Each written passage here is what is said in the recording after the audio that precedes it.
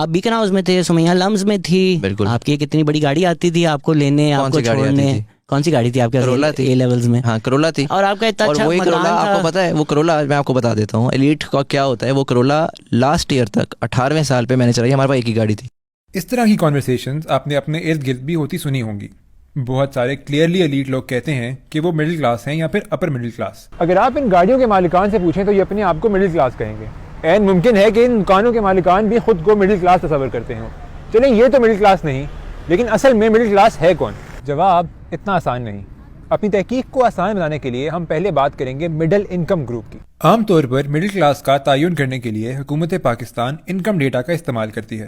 HIES survey کے مطابق پاکستان کی ایوریج ہاؤس ہولڈ انکم 2019 میں ماہانہ 41,000 روپے کے قریب تھی. یعنی پاکستان میں ایک عام گھرانہ جس میں 6 لوگ رہتے ہیں 41,000 روپیہ کماتا ہے.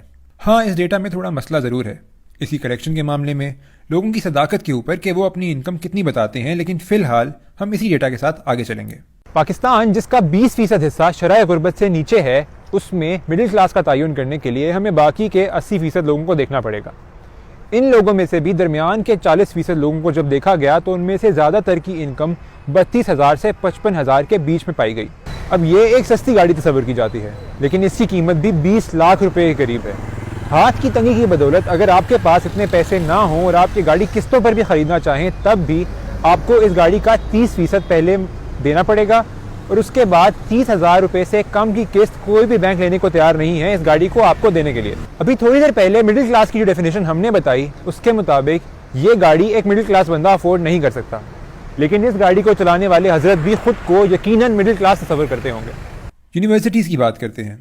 لمز, IBA یا حبیب یونیورسٹی کو سوشل میڈیا پر ایلیٹ لوگوں کی یونیورسٹی کہنے والے اگر خود اپنے گریبان میں جھانکیں تو زیبسٹ, UMT, UCP وغیرہ میں پڑھنے والے بھی اس مڈل انکم گروپ کا حصہ نہیں ہیں, اگر وہ اسکالرشپ پر نہ پڑھ رہے ہوں. ان یونیورسٹیز میں بھی اپنے بچوں کو پڑھانے کے لیے آپ کو مہینے کے کم از کم 30,000 روپے تو دینے پڑیں گے. تو کیا ایک مڈل انکم والا شخص یہ سب کر سکتا ہے؟ اگر آپ نے ایز اے فیملی اپنے پیسوں سے سفر کیا ہے, اور امریکہ کینیڈا نہیں, اگر آپ دبئی تک بھی گئے ہیں, تو کبھی امکان ہے کہ آپ مڈل کلاس نہیں ہیں. اور اگر آپ ملک کے اندر بھی کراچی سے گلگت تک سفر کر چکے ہیں, تو آپ کے مڈل کلاس ہونے پر یا مڈل انکم ہونے پر ایک سوالیہ نشان ضرور ہے. اب آتے ہیں واپس گاڑیوں کی طرف. مسئلہ یہ ہے کہ پاکستان میں ایلیٹ تنخواہیں بھی اتنی نہیں کہ ایک انسان گاڑیاں افورڈ کر سکے, خاص طور پر اب جب گاڑیاں کموڈٹی سے بڑھ کر ایک ایسٹ کلاس بن چکی ہیں. اور یہاں پر آتا ہے مڈل کلاس کا ایک اور پہلو, اور وہ ہے ایسٹس. بہت سے لوگوں کے پاس آبائی یا رہائشی گھر ہوتا ہے, زرعی زمین ہوتی ہے جو وہ خود تو کاشت نہیں کرتے لیکن انہوں نے ٹھیکے پر دی ہوتی ہے. ان چیزوں سے ہاتھ کی تنگی پر تو کوئی خاطر خواہ فرق نہیں پڑتا, لیکن ضرورت پڑنے پر ان کو بیچ کر گاڑی لی جا سکتی ہے, بچوں کو یونیورسٹی میں پڑھایا جا سکتا ہے, یا پھر حج عمرہ کیا جا سکتا ہے. اب ایسٹس کا اندراج طبقوں کی صورت میں کرنا انتہائی مشکل ہے, اور ابھی تک اس پر کوئی جامع کام بھی نہیں ہوا. یہاں پر مڈل کلاس کے معاشی پہلو سے ہٹ کر اب ہم اس کے معاشرتی پہلو پر بات کریں گے. یعنی بات فائنینشیل کیپٹل سے ہٹ کر آتی ہے اب کلچرل کیپٹل پہ.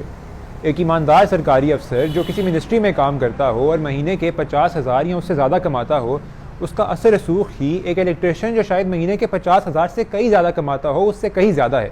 اس کی کیا وجہ ہے؟ یہ وجہ ہے سوشل کیپٹل, تعلقات, اثر رسوخ. لوگ پیسے کماتے ہیں اپنی کوالٹی آف لائف امپروو کرنے کے لیے, اور وہ کوالٹی ہمارے ملک میں پیسوں کے بغیر بھی امپروو ہو سکتی ہے. سرکار یا اداروں میں تعلقات یا اثر رسوخ کسی اور کو آپ کا حق ماننے سے روک سکتا ہے, آپ کی فائلوں کو پہیے لگا سکتا ہے. اب بات کرتے ہیں کلچرل کیپٹل کی, کیپوچینو کی. کلاس کا ایک پہلو کلچرل بھی ہے. ایک انگلش بولنے والے کے ساتھ کسی سرکاری یا نجی اداروں کا برتاؤ بھی بالکل مختلف ہوگا, اور ایک فرفر انگلش بولنے والے کے ساتھ تو اور بھی مختلف. کلچرل کیپٹل یہ بھی ہے کہ آپ کیا کپڑے پہنتے ہیں, کیا میوزک سنتے ہیں, کیا ٹی وی سیریز دیکھتے ہیں, اور کیا سپورٹس دیکھتے ہیں. دل پر پتھر رکھ کر اگر آپ کرکٹ کی جگہ گولف کھیلنے لگ جائیں تو یہ آپ کا سوشل کیپٹل ضرور بڑھائے گا, کیونکہ آپ اثر رسوخ والے لوگوں کے ساتھ کھیلیں گے. تو پھر اس کی کیا وجہ ہے کہ پاکستان میں بہت سے امیر لوگ اپنے آپ کو مڈل کلاس کا حصہ سمجھتے ہیں یا کہلوانا چاہتے ہیں؟ اس کی ایک بنیادی وجہ تو یہ ہے کہ پاکستان میں بہت زیادہ طبقاتی استحصال ہے, تو یہ لوگ اپنے آپ کو اس امیر لوگوں کے گروہ کا حصہ نہیں کہلوانا چاہتے, جس کی وجہ سے اس ملک میں غربت موجود ہے. دوسری وجہ یہ ہے کہ ہمارے لوگ طبقات کو ایک اکائی کے طور پر دیکھتے ہیں, جبکہ یہ ایک اسپیکٹرم ہے. جس طرح غریب سے زیادہ غریب لوگ ہو سکتے ہیں, اسی طرح ایک امیر شخص سے بھی زیادہ امیر شخص ہو سکتا ہے. جب کوئی امیر شخص اپنے سے زیادہ امیر شخص دیکھتا ہے تو وہ اپنے آپ کو اس کے مقابلے میں مڈل کلاس سمجھتا ہے، جبکہ یہ دونوں امیر ہیں۔ مثال کے طور پر کرولا میں بیکن ہاؤس جانے والا بچہ اپنے آپ کو فارچونر میں ایچسن جانے والے بچے سے غریب تر سمجھتا ہے، حالانکہ براڈلی سپیکنگ یہ ایک ہی کلاس ہے۔ تیسری وجہ یہ ہے کہ یہ کلاس عام طور پر ویسٹرن کانٹینٹ کنزیوم کرتی ہے اور اپنے آپ کو ویسٹرن مڈل کلاس کے ساتھ ماپتی ہے، جبکہ پاکستان کا کانٹیکسٹ اس سے بہت فرق ہے۔ امریکہ میں میک ڈونلڈز ایک عام آدمی کی غذا ہے، جبکہ پاکستان میں 700 روپے کا برگر ایک امیر انسان ہی افورڈ کر سکتا ہے۔ کیا آپ ایک گاڑی کے مالک ہیں؟ کیا آپ نے کبھی اپنے پیسوں سے ملک سے باہر سفر کیا ہے؟ کیا آپ کسی مالی تنگی کے بغیر ایک اچھی نجی تعلیم حاصل کرتے ہیں یا کر چکے ہیں؟ کیا آپ کے سرکار میں تعلقات موجود ہیں؟ کیا آپ کی ماہانہ آمدن 60,000 روپے سے زیادہ ہے؟ اگر ہاں تو میرے دوست آپ مڈل کلاس بالکل نہیں ہیں۔